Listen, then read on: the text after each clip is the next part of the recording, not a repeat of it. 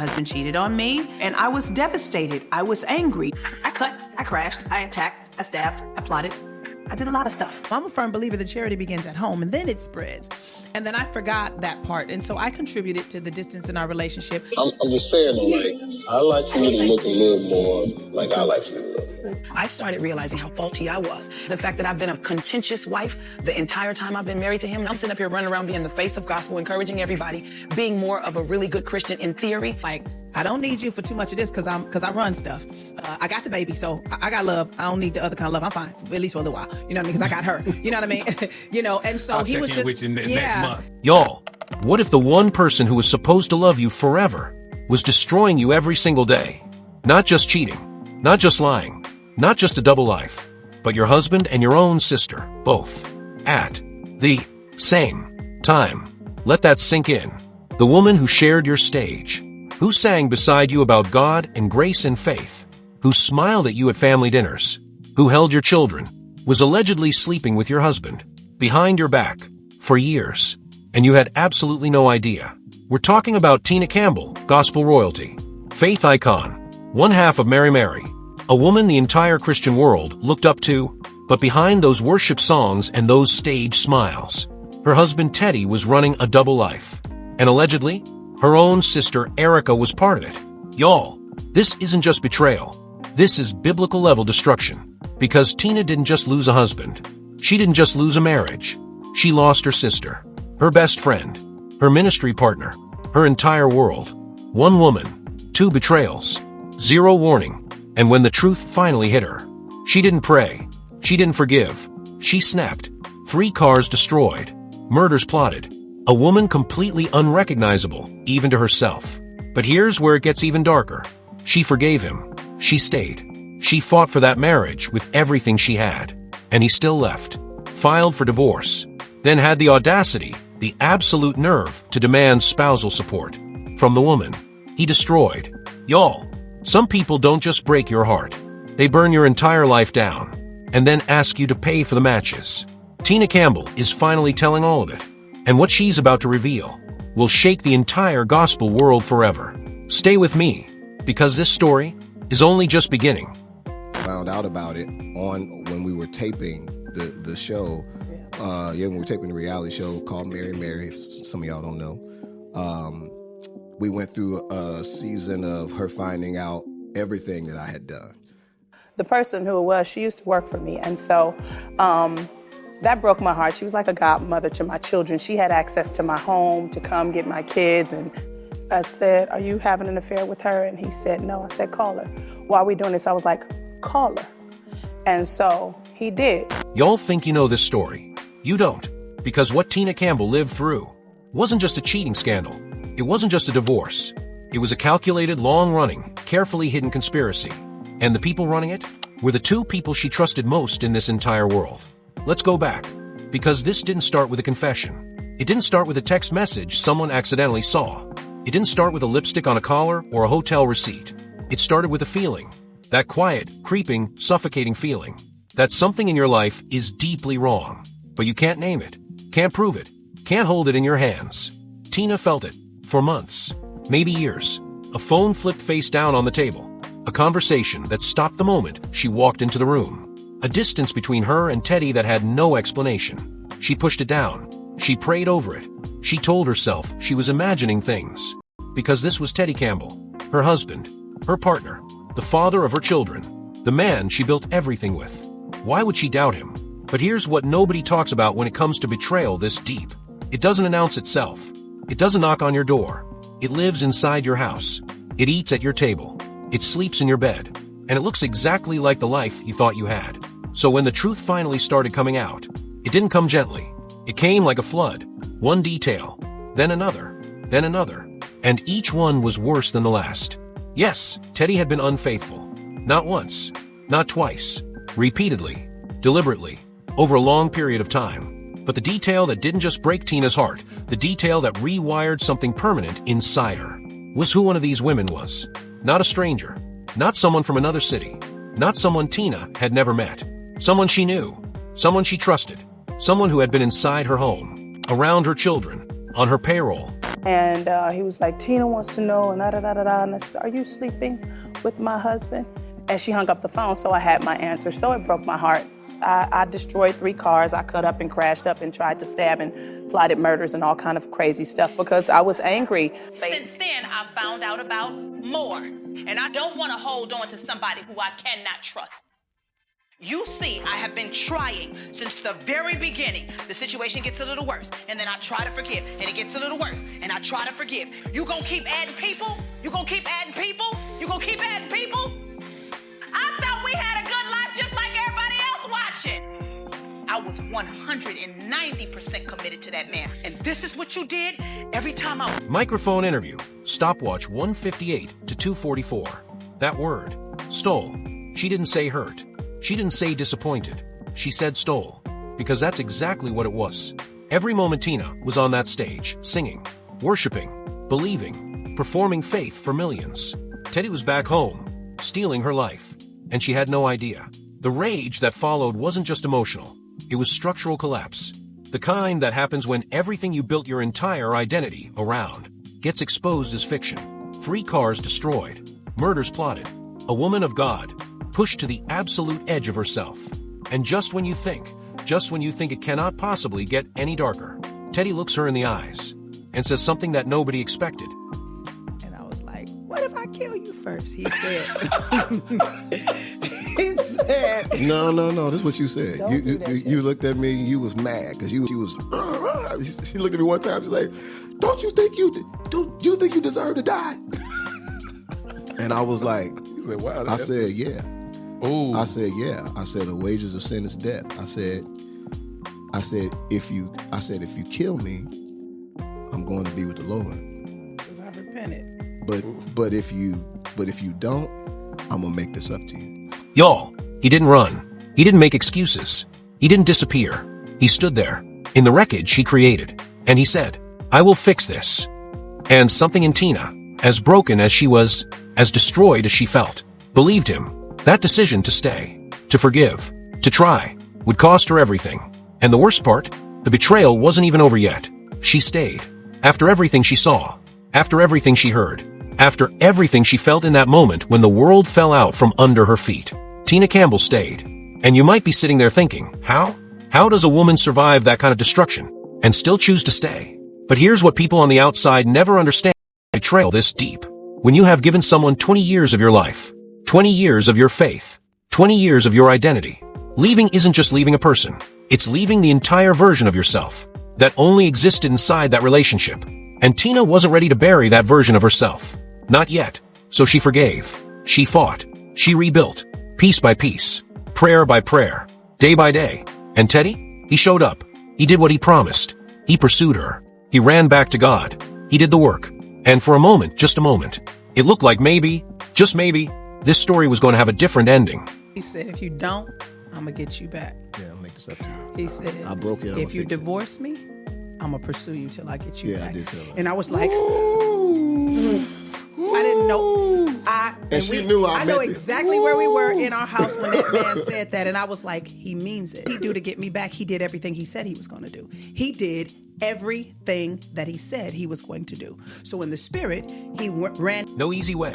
She wasn't lying. Tina Campbell was not a woman who made forgiveness simple. She was not a woman who quietly accepted an apology and moved on. She was fire. She was fight. She was 20 years of love and rage and faith all tangled up together. And Teddy knew that. He knew who he was dealing with. He knew that to get this woman back, he would have to become someone completely different. And for a while, it seemed like he was trying. The marriage survived. The ministry continued. The cameras kept rolling. Mary kept performing. The world kept watching. And from the outside, everything looked fine. But here's the thing about wounds that never fully heal. They don't disappear. They don't close.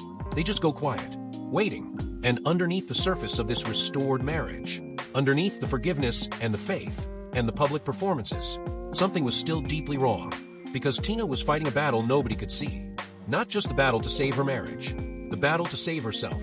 Because here is what the cameras never captured. Here is what the gospel world never knew. While Tina was standing on those stages, singing about grace and redemption and God's faithfulness, she was privately falling apart. The condemnation was eating her alive. Not just anger at Teddy, not just grief over the betrayal, but something far more dangerous. Self-blame. The quiet, suffocating voice inside her head that kept asking, was this my fault? Did I contribute to this? Did I push him away? Am I even worthy of being on this stage anymore? That voice is the second betrayal that nobody talks about. The one that happens inside you. After someone destroys your trust, you stop trusting them. And then slowly, quietly, devastatingly, you stop trusting yourself. Let that land for a second. This woman, this gospel icon, this face of faith that millions of people looked up to, was standing behind a microphone every single night, preaching about God's love, while privately believing she wasn't worthy of it. That is not strength. That is survival. Bare, raw, bleeding survival. And the world had no idea. They saw the performances. They heard the music. They watched the smile. They didn't see what happened when the lights went off. They didn't see Tina alone, drowning in questions she couldn't answer, carrying guilt that wasn't entirely hers to carry, wondering if she even had a right to call herself a woman of God anymore. And while she was fighting that battle inside herself, something else was happening. Something she didn't know about yet. Something that had been quietly building, right under her nose, in the one place she never thought to look. And when it finally came out, it didn't just reopen the wound. It destroyed everything that had healed. Y'all, the worst part of this story hasn't even started yet. There are some truths that don't arrive quietly. They don't tap you on the shoulder. They don't give you time to prepare. They don't wait until you're strong enough. They arrive like a demolition, all at once, without warning, without mercy. And for Tina Campbell, that moment came when she least expected it. Not when she was ready, not when she was strong, but when she was already on her knees, already broken, already barely holding herself together, already fighting every single day just to show up, just to breathe, just to keep believing that the worst was behind her. It wasn't, because while Tina was doing the hard, quiet, invisible work of rebuilding herself, while she was forgiving what most people wouldn't even survive hearing, something else had been happening, something that had been carefully hidden, deliberately concealed, running parallel to everything she thought was real. And the people involved weren't strangers. This is the part of the story that changes everything.